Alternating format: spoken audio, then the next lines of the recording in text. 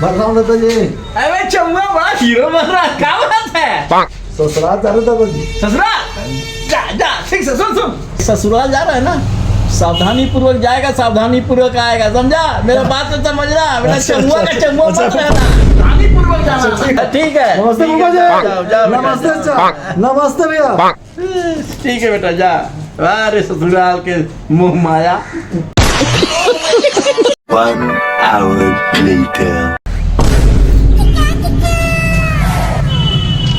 दादा दादाजी कौन है रे? दरवाजा खोलिए ना।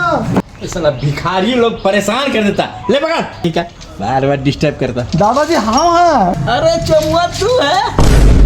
चोर लोग सब कुछ लूट लिया, यहाँ तक कि जूता भी नहीं छोड़ा, चश्मा सब ले लिया दादा।